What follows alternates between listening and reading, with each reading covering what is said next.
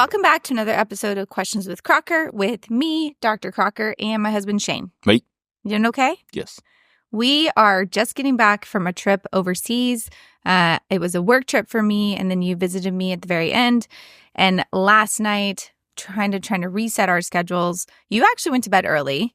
Yeah. I tried. It was not the easiest to come back when we're used to being on a different schedule overall. But we are here, we are recording, and I'm excited to talk about our trip a little bit and then answer a couple questions. So if you haven't listened to this podcast before, it is Questions with Crocker. I am Dr. Crocker, an emergency veterinarian. We own a general practice vet hospital together, and we are married. And Shane is finance guy. He is the one who tells me I can't buy things. He kind of keeps us on track, and we own several businesses that you run from home, and you teach me a lot about business, and I hopefully teach you a little bit about veterinary medicine.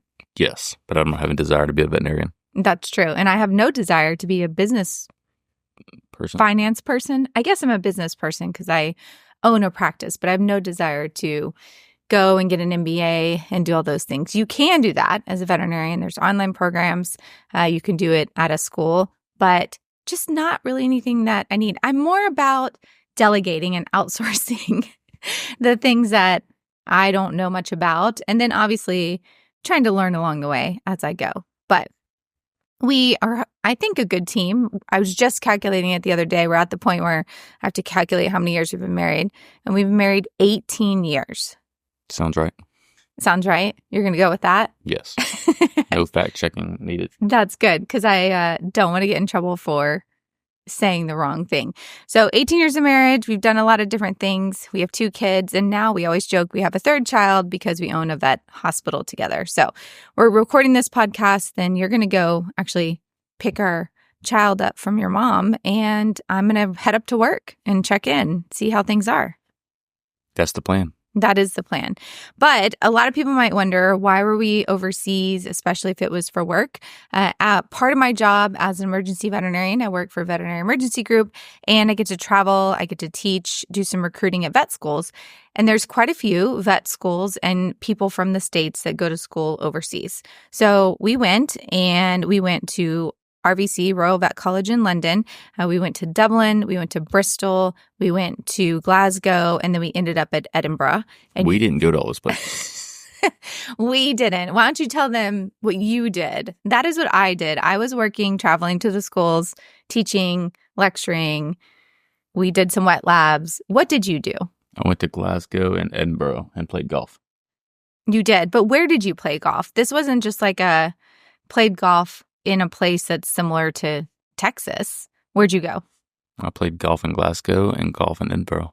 And then where else did we go? We went and saw St. Andrews, the old course. Yes. But I didn't play there. So your wonderful wife, who loved you so much, took a whole half a day trip down to see the oldest golf course in the world. I think so, yes. It's where golf started, in St. Andrews. And it is this very flat, beautiful, very green area that is very windy, very cold, right by the ocean. And it was really cool, actually, because it was a small town and everything in the town was golf related. They had built the culture and the community around that. So we went, we saw the golf course, took some pictures of you at the golf course, did some golf shopping. It was just funny because I feel like a lot of times when you go on a trip, it's not necessarily geared towards one thing, or, you're going to Disney or you're going sightseeing together. But this was truly something that you really wanted to do that was on the bucket list, essentially. Yes. And definitely worth seeing. You had fun? Yes. We froze to death, though. I like to go back when it's a little bit warmer. Yeah, true. You were telling me that the first day that you golfed in Glasgow, it started raining. And you were checking into golf and you're like, whew, it's a little cold, a little rainy, a little windy. And the lady was like, oh, it's not so bad. Yeah. In a Scottish accent. Yeah. This is not a bad day at all. It's it was terrible. Normal for them. So you got to golf. I got to talk to students. And I learned a lot while I was over there. I learned a lot about kind of the different way their school is set up for people who are from the area, they basically graduate what we would consider kind of high school, and then they do 5 years of school. So the first year is kind of overall classes, and then they really get into the veterinary portion like year 2 through 5, and they do clinics kind of starting halfway through 4th year into 5th year. So similar to when we do externships here in the States. But if you are from the States and you want to go to school over there, oh, and big thing is they don't pay for their school. It is fully funded by where they are. That is just how their educational system works in general. But if you're from the States, you actually can apply for school over there. And there was a couple colleges that specifically have deals with them where people go to vet school over there, but you can still take the NAVLE, they're AVMA accredited, so you can come back here and work in the States. But you do have to pay if you are from, I guess, out of the country and you're going over there. So one of the main things I was asking students is like, how did you end up here, versus choosing school in the States, which I love you. But if I had known there was school overseas and I could have gone and like lived in London for a couple years and gone to vet school, that probably would have been something I definitely would have been interested in. I would agree. Would you have come with me? Probably. It's a test of our Texas A&M versus London. It's a big difference, but I feel like you would have come and it would have been a cool adventure. But a lot of the students I talked to said that they wanted to travel. It was like a way for them to travel. A lot of them had been in undergrad during COVID, and so they didn't have like the best experience, or their school actually had something where they could have gone and done travel overseas as part of school, but it was shut down because of COVID. So they felt like vet school was like another way for them to do it. Many said that the cost of the school was a little less than in state where they were, especially if they came from places like, I think, Cornell, Purdue. There was a couple that they said were more expensive to even stay in state. So lots of different reasons. But I mean, the opportunity to travel and go and see somewhere completely different, I think is pretty cool. And all the schools have full teaching, and then they have specialty hospitals, and they have professors in every different specialty like they would have here. So very similar. RVC is very prestigious in the vet world, like great education. So is Edinburgh. So it was cool.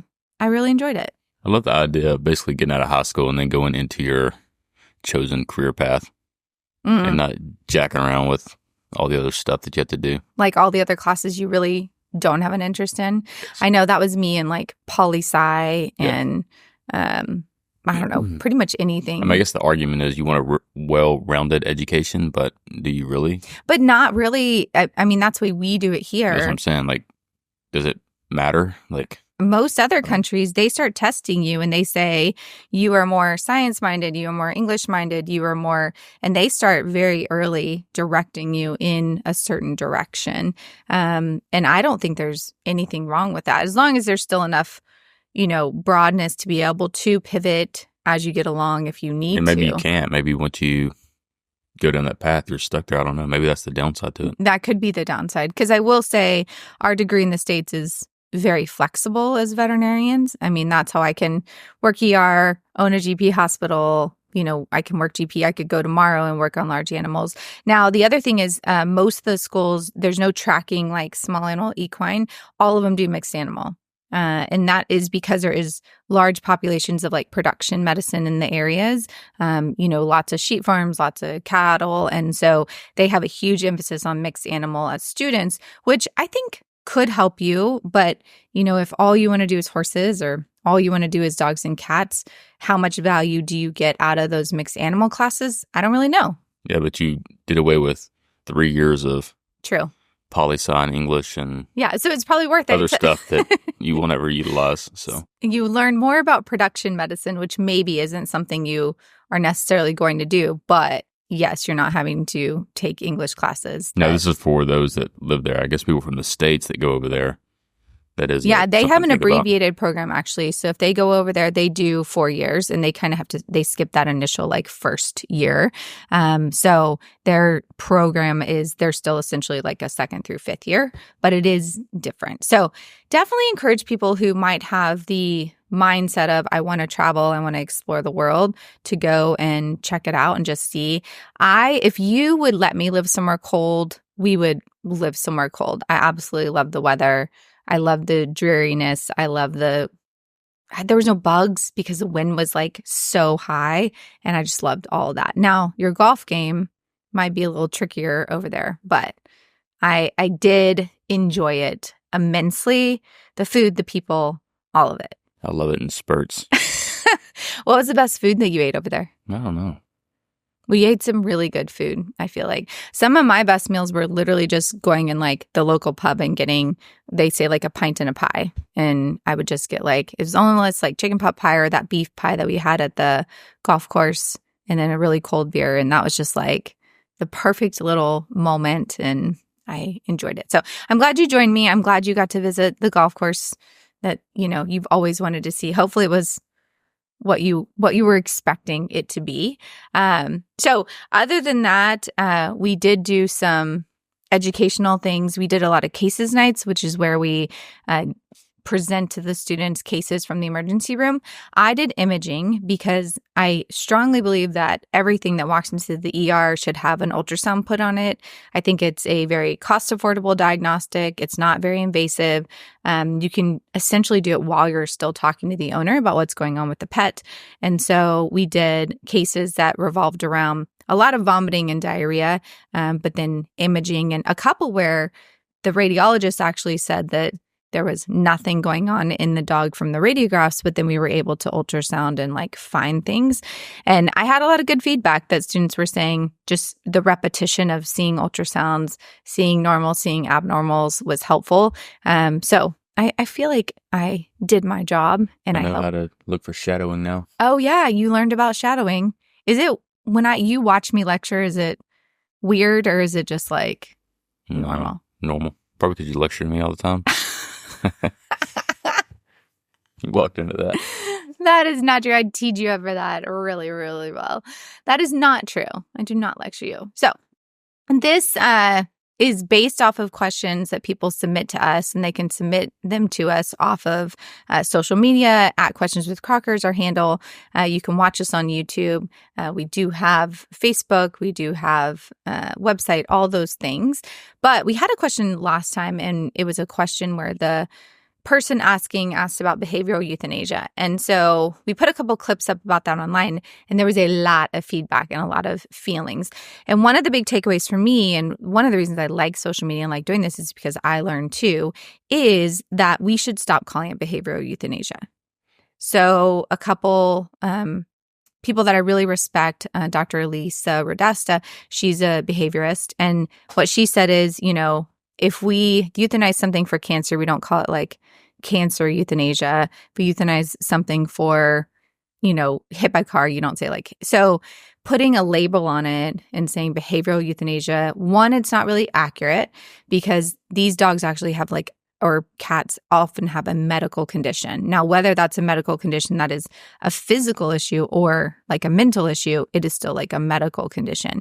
So just labeling it behavioral, it doesn't really make sense, and it actually hurts in the education around like what is appropriate and what is not when dealing with these cases. So I just want to make sure that people know that in general, we should stop trying to use that term as much, behavioral euthanasia, and we should just say that we are, talking to people about their pet, what's going on, and that ultimately it might be a euthanasia. I just felt like that was a good takeaway. And it's like a weird small nuance, but she left some really great comments on my post on my social media that really explained it. And then we messaged a little bit more. So I appreciate her educating me on it.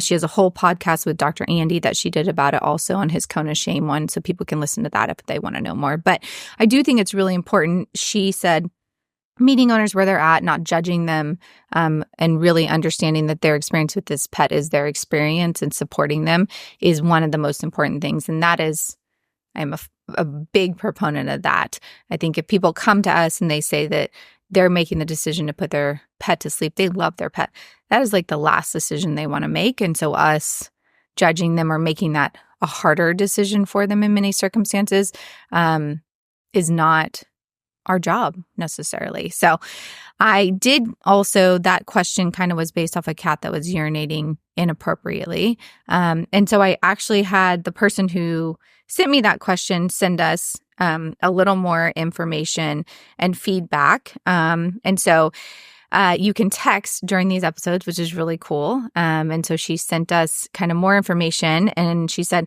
"Hi, I'm Dr. Laura Karula, and I was the one that texted about the euthanasia on the cat with inappropriate urination. Thank you for kind of answering the question. The story of this cat is so extensive, it's hard to give it all in a text. But basically, the owner reported that the cat was peeing on their shoes and clothes, and they claimed to the clinic and had not tried anything to help the cat. They hadn't tried any food, behavioral medication, anything. So she convinced them to try Prozac, which is really common, that we'll give cats that are having issues that we think are associated with stress and anxiety. And then they took it home. They did come back a week later, which really is not enough time for the Prozac to even work. And saw one of the other vets in the practice, and that person talked to them, and they just weren't willing to give the cat any time or try anything else. And so they actually convinced them to find and rehome this cat. And so essentially that's what happened with the case. They did not euthanize the cat. They were going to find somebody who had a little more time and resources to put in it, which I think is acceptable, because cats that are urinating all over everything can be really frustrating and really thing. We have our dog that all of a sudden is peeing in the house occasionally, and I haven't been able to figure out why yet, and I am working through what our options are. And then we actually had someone else write in and say, we had a sad euthanasia due to the dog urinating all over the house so much that the owners were getting sick because of like the smell of the urine. And so they said they did end up euthanizing that dog. They couldn't find any medical reason why that was going on that they could treat necessarily. And then they said that they themselves, they work in veterinary medicine, and they had to put their cat to sleep because they kept blocking, and they couldn't afford, even working in vet med, the emergency services to treat the cat over and over. So I do think that, and they did add, this was before urinary diets were more mainstream, which a lot of times now, diet is one of the main ways that we control these cats with issues. And our own cat is on special food because he has the issue, and he tends to do really well. But what do you think about kind of how you phrase it and how you are talking about something like this that is really kind of a controversial topic? Do you think it matters? Like, from the outside looking in, non-veterinary professional, what is your thoughts on it? I definitely understand the point, and I think they probably make a very valid case. I am a very simple person, so sometimes those little nuances just don't make sense to me. Yeah. Whether you call it euthanasia or behavioral euthanasia, just doesn't trigger anything in me. Yeah. So, well, and I think it's important to recognize that it might not be something that, I don't do a lot of behavior. It might not be something that I am super passionate about. But if I have somebody who is specialized in this area and really feels like it's an important point, I want to make sure that they're heard and 100%. That I listen to that. And then hopefully, and I do think this person specifically is very open to me also giving feedback around things that I feel are really important and passionate about. The environment we're in today, though. Little nuances and words matter a lot to a lot of people. So they do. If you can be compassionate in that and understanding in that, then it doesn't hurt. It doesn't hurt for me to say euthanasia versus behavioral euthanasia. Yes. And that's attitude. I think that's one reason you and I get along so well, is because we're basically like, it's no skin off our back to say it differently. And so we might as well do that, especially if the person that's coming to us and talking to us about something is someone we really respect, and their story and their experience is something that, makes them feel very strongly about that. I don't want to just disregard that and be like, now, the flip side of that is, if I'm very passionate about something, I would hope that people will be understanding about that as well. Yeah. I do think you have to have some of these conversations, you have to have a relationship already with somebody and have that mutual respect, or else, like in some of the comments that were made, things go off the rails, which social media, my social media has been wild recently with some of the comments. Mine has not been that wild.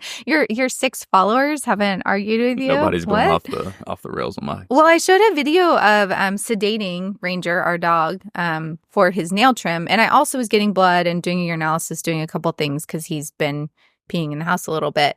But some people lost their minds. They were like, you should train your dog to do nail trims. It's not safe to sedate. I mean, and a lot of people were like, she's a vet. I'm pretty sure she can safely like sedate her dog. But the comments were just unhinged. And it's kind of funny because I think like the same 3 people just keep commenting and coming at it.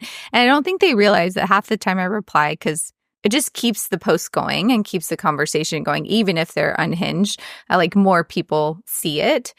So they're actually helping me when they're doing that and just blasting comments. But I mean, some of these, and by now, like so many other people have come to the post and commented and said things I don't even have to react anymore. But it was just crazy to me that a very simple video showing my own dog sedated, safely sedated, being fully monitored, getting like samples taken and his nails trimmed, like set the internet on fire.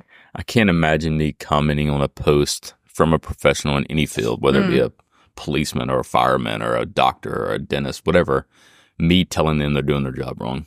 Yeah. I'm not enough about their profession to say what you're doing is not incorrect. Yeah. Yeah, VetMed is wild because pretty much everyone has a very strong opinion about what we do. And this was a dog trainer. And I recently had someone tell me like the dog trainer world is like very divisive and there's a lot of like, fighting about different methods and different things. I'm sure. And it's very toxic. And I just hadn't really experienced it. And then it was like, whew, it came all of a sudden. And I was like, oh, this is what they're talking about. So I agree. You should train your dog to have nail trims, especially if you're able to. They're young. But some dogs, I don't agree that stressing them and training them in quotation marks is actually good for them. I think sedating them so it's a stress, especially if you're doing other stuff at the same time. Yeah. It was, but a lot of people said she's a veterinarian. I think she can sedate her dog. Like I'm pretty sure she understands.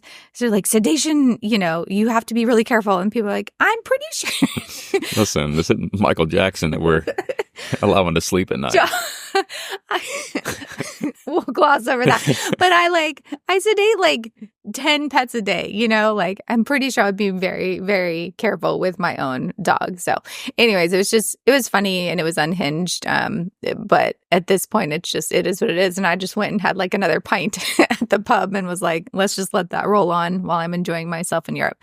So I did talk to like a ton of students and I thought we could take the question that we were going to talk about today from that experience because I kind of was getting the same question over and over. And I think it's because I still talk about this job and this career because I really love it. And that's why I like to go to schools and like to interact with students, whether or not they're ever going to come work emergency or do whatever, because I just want to be a resource to them. And I had so many students come up to me and say, like, what's one thing you would have told yourself as a younger vet, now looking back, or what's like your one piece of advice that you feel like is so, so important? And mine was very simple. I just said I would be very open to opportunity in this career because you can do a lot of different things with your degree. And if something is not working for you, I would make a change. And that sounds like, to me, not super crazy, like something that you would have to tell anybody. But I see so many veterinarians that start a job and maybe it is great for them for 3 years, but then something changes with leadership, management, or their life stage changes. And all of a sudden the job is not working for them anymore and they're stressed out. And they just feel trapped and they feel like they can't pivot. They can't do anything different. And I think because of the fact that I have, been an equine vet, been a relief vet, done small animal, done emergency, own a practice, speak and travel, train students, do social media, I just don't believe there's not another option for anybody that has a veterinary degree. So that was my biggest piece of advice. My biggest takeaway for my career is by networking and being open to opportunity, there's been things that I've come to do that I never really would have imagined myself doing starting out in this career. But I'm so happy that it's turned out the way it has. And I do think it's more sustainable and I love it because of that. How do you feel about that? It makes a lot of sense. I would probably tell them also to be open to asking for help, whether it be from other professionals or veterinarians or mental health professionals. It's a tough job. So if you go in just thinking you're playing with dogs and cats all the time, or, puppies and kittens, that's probably not the case. So if you feel overwhelmed or feel challenged in a way that you don't like, feel free to ask for help, whether it be other professionals that have been doing it a long time. How do they deal with certain scenarios, or finding somebody to talk to on a regular basis? I think it makes a lot of sense. Yeah. I mean, I got a therapist just a couple months ago, and I wish I had done it so much sooner. And I kind of talked to her on an as needed basis because of my travel. But it's so nice just to know that that person is there, that if I really had a hard shift or something happened, like, you've always been there. You're always willing to listen to me. I'm such a good communicator too. You're so good at talking about things at length. No, but having somebody that I can call and just be like, I need to talk, and just talking to somebody, because as much as you love me and care about me, you don't always completely understand like what we go through 100%. In our profession. And for students specifically, they should know that they are not alone in what they're going through. There is someone out there. There's probably 10 people out there in vet med that are experiencing the exact same thing. So like you said, talking about it, reaching out can be really important. And I do just want to mention. That's really with any profession too, though. Yes. I mean, be open-minded to that, I guess. Yes. And I do just want to say real quick that recently a student at Texas A&M University did pass away, and it was suicide, and that community is hurting. So just want to say, like, we are so sorry to them, and hopefully anybody in that community that needs to talk to somebody will reach out to somebody. There's really no good words to use around something like this. And I had actually seen her at school before, and it's just kind of a surreal thing to hear about. But we hear about it too often in our profession, and we need to keep talking about it, talking about ways that we can support each other, and just making the profession better as a whole in general. So I don't want to end on a sad note, but I do think we have to accept the reality of what happens and talk about it more. And then there is a conversation, I think, coming, and that is happening a lot right now, just around vet school and around how we're supporting students in their experience and ways that we can maybe do that better, even because she's not the only student that I know that we have lost. There needs to be some conversation around debt load to students. Yes. I think that is a big stressor that people are aware of, but they don't like really, really understand until they get into it. So, okay, so we're going to wrap things up. You need to go get our child. I need to go up to work, check in at the hospital. But thank you guys so much for listening. Again, this is Questions with Crocker. I'm Dr. Crocker. My husband Shane is my co-host. And you can follow us on any of the social media platforms at Questions with Crocker, Instagram, TikTok, Facebook. You also can reach out to us on any of those platforms if you specifically have questions, or if anything triggered you and you want to leave a text message from this episode. You can go on Apple Podcasts, I believe, and you can push the text message button. But we love interaction. We love to hear from you. I just love this community and love veterinary medicine as a whole. And I want everyone to feel supported and included. So thanks for listening. And I love my golf community. If they want to reach out and if any YouTubers want to come pick you up and take you to golf with them. Oh my gosh. All right, you guys have a great day. Thanks so much for listening. Bye.